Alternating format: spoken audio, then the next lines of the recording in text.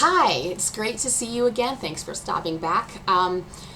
I wanted to give a brief video about what people of my kind, major depressives, wish that other people knew about us and about what we're going through. Sometimes we have major depressive episodes, which are times when you typically see people really at their lowest. Sometimes we don't. Hopefully that's the very few and far between. Some of those episodes last a very long time. My shortest episode of major depressive, episode was 6 months to 9 months. My longest one was 2.5 years. Every day, every minute of every day, including when you're sleeping. So it's truly like being tormented, and I call it cancer of the soul. So just to start out here, I'm going to kick it off with 10 things that this major depressive and many major depressives, I believe, wish that other people knew about what we're going through. So the first one is that we are not making it up. It is not a myth. It is not a joke. It is not for pretend. It's not for show or attention, because anyone who has ever felt the sting of major depression in this way would do just about anything to have it go away. In fact, I can say that I would rather be tortured physically. In some of my worst physical pain that I've ever had, I'd rather have that for the rest of my life than face an hour of the clinical depression. It is terrible. So we are not making it up. Number two, we are not doing this for attention either. So we don't want people to be attentive to us when we go through this. We want help. We want to be fixed. But we don't want people to come over and take pity on us and shower us with all this kind of stuff and attention, and it's not an attention seeking kind of thing. In fact, it's typically very isolating. So that is not it either. Number three, medicine can help, but it can only help. For some of us, medicine kills it right away and takes care of it. For some of us, it doesn't. For most of us, we have to try a variety of different types of medication or combinations of medication. Sometimes we have to taper off of one and come on to another one, which I will be doing today. Fun, wow. And that is not fun. Anytime we come off of a medication, we have to deal with the not the withdrawal, but the lack of relief from it. Just like if you had, say, shingles or something, and you're taking medicine and it's helping it, but if you don't take the medicine, it's not going to help, and you're going to have that pain and that irritation and burning sensation. Again, it's the same thing for us. So our medications also typically take up to 2.5 weeks to actually take the full effect. And sometimes we don't see any effect for several days, not even sometimes for the first 2.5 weeks. So it takes a long time for us to get that relief that most people would have within minutes or hours of taking like a pain pill or something along that line. So medication can help. It does help. It's wonderful. It's another grace from God, but sometimes it doesn't, and sometimes it only helps somewhat, and sometimes we have to take combinations of them, and it takes a while to find the right kind. So that is number three. Number four thing that major depressives wish that you knew about us is we're usually very happy people. I've noticed that a lot of people who are major depressives, when they're not going through a major depressive episode, are really happy, are buoyant people. I think of some comedians. First one comes to mind is Jim Carrey, but also Robin Williams and some other comedians who are famously have major depression and suffer from things like this. And it's really sad because, unfortunately, like Robin Williams, some of us do take our lives, but typically when we're not going through this kind of thing, we are happy, joyous even. We love life. We have a lot of interests. We are probably on the happier end of the spectrum in terms of, happiness scale in humans at all. So we are not miserable wretches. We are not just, unhappy people. We are usually very, very joyful when we're not going through this kind of thing. Number five is there are so many different parts of depression. A lot of people don't know that, but one of them that I think often gets forgotten is the physical aspects of a major depressive episode or unmedicated, untreated major depression that's chronic. So for me, I lose my appetite when I go through a major depression episode. I won't eat. I don't want to be anywhere near food. I don't want to smell it. I don't want to see it. I don't want to think about it. Sometimes it's even hard for me to drink water. It's just, I don't know why, but it is that way.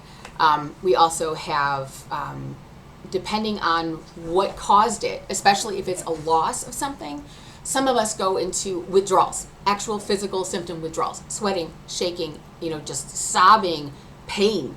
It hurts, and it can be a long time.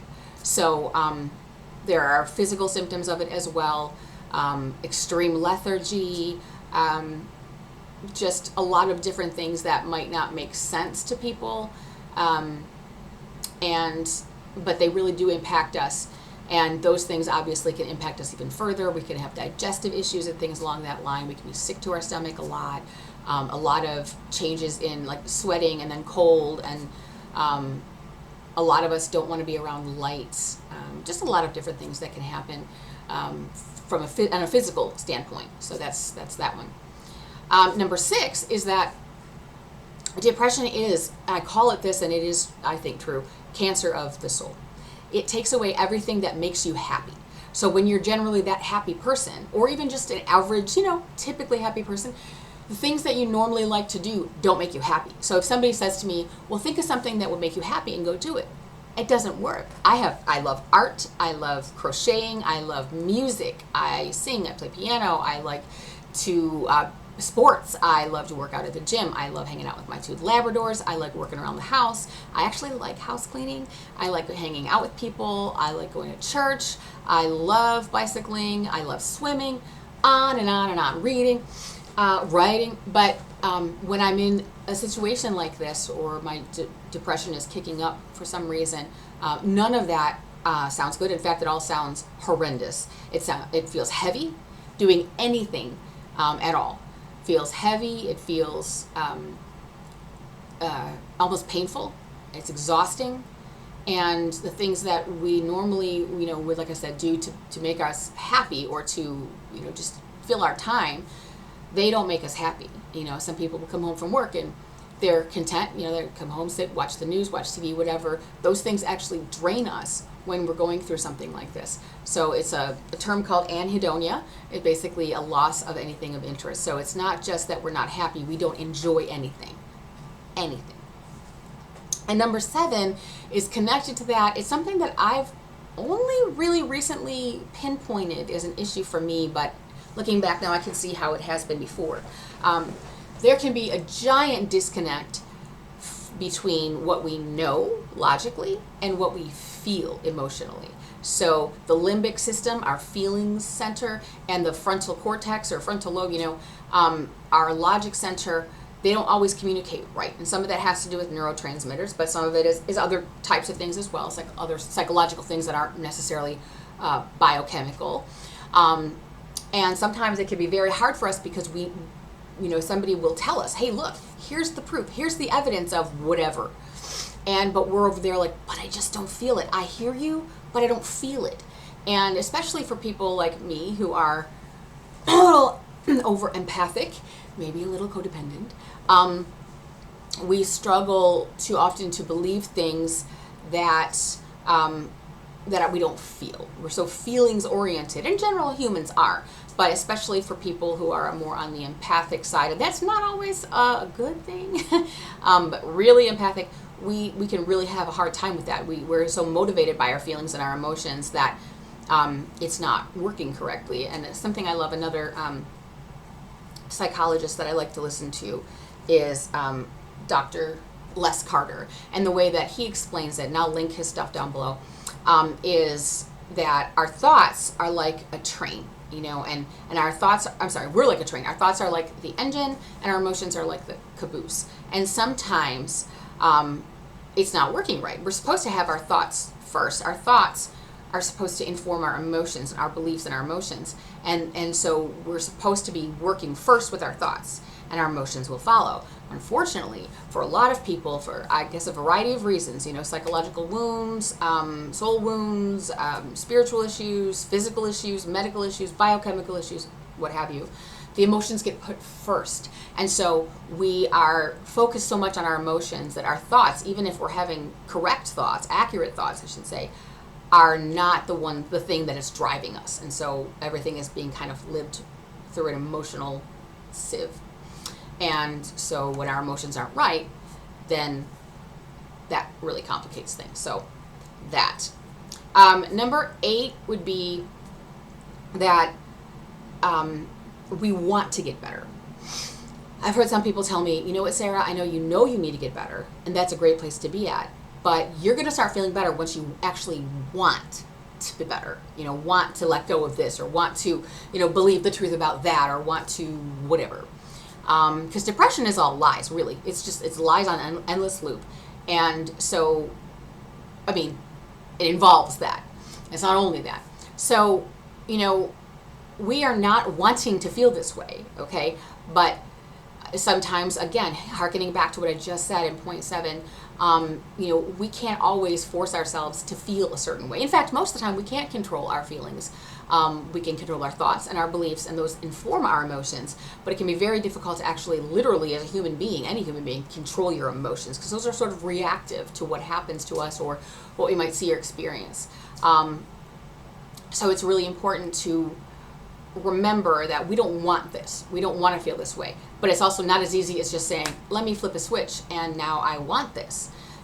Sometimes no matter how much evidence and proof is laid out before us, like I said before, no matter how many cognitive behavioral skills training things we do, no matter how much therapy we get, there's just this block. And you can actually feel it. It's palpable. You know that there's a block. Something's not right. And Dr. Henry Cloud, again, talked about it like this. Our brains are full of wires, basically neurons. So you have the axon and the dendrite. I believe the axon is like the big hub of the nerve cell, I guess. And the dendrite is sort of like this long tail that connects to it. So our impulses and things that we experience throughout our body, through our senses, they travel down these dendrites and connect to the next neuron cell. And but between these two cells, the end and the beginning of the cells, there's a space, and it's like a pool. And this is where a neurotransmitter called serotonin lives. And this serotonin, what happens is the impulse comes down, down, down, down, down. The one neuron goes right into this pool of serotonin. The serotonin rows it over in a little canoe boat to the next nerve cell, and then it just continues like that. And so our brain gets the right impulses and messages the way it's supposed to, and it's like a closed circuit. But for many people who have major depressive disorder, we don't have enough serotonin, or the serotonin gets sucked back up into the ending of the nerves, and so there's not anything to transmit an impulse from one nerve cell to the next. And I think that's something that's really, really important to understand, is that block that we have is often right there. So it's not just as simple as changing our wants and reorienting ourselves to want something better or different. So number 9 of things that major depressives wish that other people knew about us, I would say, is that we don't like to be around people when this happens, but it doesn't mean that we don't love people. It doesn't mean that we're angry with somebody. It doesn't mean that we're trying to stay away from somebody particularly. It doesn't mean anything other than we're just miserable, and being around people can trigger us. Depression is emotionally and mentally exhausting, and so we don't really have a lot of energy. And then there's physical fatigue that comes along with it. So being around people can be very difficult for us. Being outside, being in the public can be very hard for us because of things called triggers. Triggers. Typical. Something happens, a love song comes on, or a TV show or commercial or something, or you run into somebody and it just comes flying back almost like a flashback. And because a lot of us also do deal with PTSD or complex PTSD, those things are very real, and they can throw us into sobbing, uncontrollably, or just the depression can be so bad we've got to leave, like we can't handle it. And we spend most of our days when we're feeling this way trying to fight it and get out of it. So the thought of putting ourselves in a situation that might make it worse or make it kind of burp up in us, not going to happen. But it's not because of you. It's not because of any other person. It's because that's what depression does. It isolates. It's exhausting. And there are a lot of triggers all over the place. And we're trying to get through the moments as easily as we can. And so I guess the last thing, the 10th thing I will say, is that People who have major depression want other people to know that we don't have a lot of control over getting better, but what we do know about major depression is very time consuming in terms of the therapy and treatment for it. It often involves actual literal therapy, sometimes different types of therapy. And sometimes you can do that online, but I find it's better in person. It involves sometimes going to see a psychiatrist, so you might be seeing a psychiatrist and a psychologist and a counselor, or just one or the other of those. It involves medication, trials of different medication. It can be expenses involved. Some people have to go into hospitals or residential care. A lot of times it involves becoming more active or getting more physical health or foods we eat. It can be exhausting. Reading books, spending time with people, getting out, actually making an effort to do the things that come naturally to every other human being, or even to us when we're not in the middle of this. This stuff takes time. And time can be such a great healing thing, but it can also be such a drag, knowing that sometimes the only thing that's going to make it better is time. And so we have to suffer through it. And it doesn't just change like this. I mean, maybe for some people it does, but once we get regulated and our emotions are better and our brain chemicals are better and things are working out better, that really does make a big difference. But for some of us, it doesn't. There's actually treatment-resistant depression. I can't even imagine. What that would be like. Pastor Rick Warren, and his wife Kay went through the loss of their youngest son Matthew. I believe it was in 2008 or 9, something like that maybe. He was 27 at the time, and he had dealt with depression all of his life, even from when he was a kid, and some other things as well, but he ended up taking his life. This is a young man who was a Christian, who led people to the Lord, who would try talking people and often help them, lead them, talking them out of attempting suicide, and unfortunately, depression caught up with him, and he lost his battle with it. But sometimes that does happen. But above and beyond that, I remember what Rick Warren said. He remembers his son saying, he's just so tired. He's just so tired, and he actually did have treatment-resistant depression. And so to live 27 years with that, I can't even imagine, especially being a kid and having to deal with that. So it's a huge burden. It's miserable. It affects everybody around us, and we already know that. So that's dumping more shame on us because of that. We already know that, and we already feel bad enough about it. But it takes a lot of work. It takes a lot of effort. And sometimes we don't clean up messes like you see over here. I just noticed my kid was eating Cheetos, Doritos, whatever. I haven't even cleaned up his mess. But sometimes that's what happens. Sometimes that's life, and sometimes that's the best way that we can get through it, or the only way we can get through it. And so please don't shame us more, because shame is something that's already really playing through our head already. And if we're going to get better, it's going to take time, help, a lot of patience, a lot of work from other people.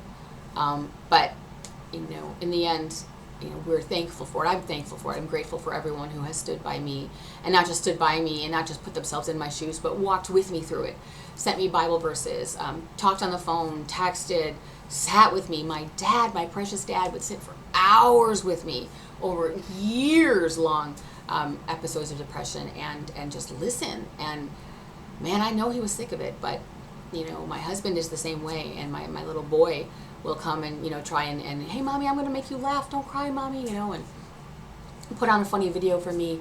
And it's things like that hospitality, that love, that care, that really does make a difference, especially when it's over, because we look back and we realize, what, I am truly loved and cared about, and this is going to help, so that if it comes again, which we always hope it doesn't, but if it does come again, these are things we can hang on to, hope that we can hold on to. So 10 things that depressives wish that you knew about us.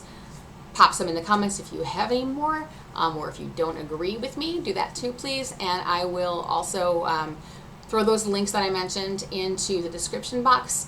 And I hope you'll also check out my blog over at WordPress. It's called Also and Ego, and I'll put the link below as well. So thanks again for watching, and we'll talk to you soon.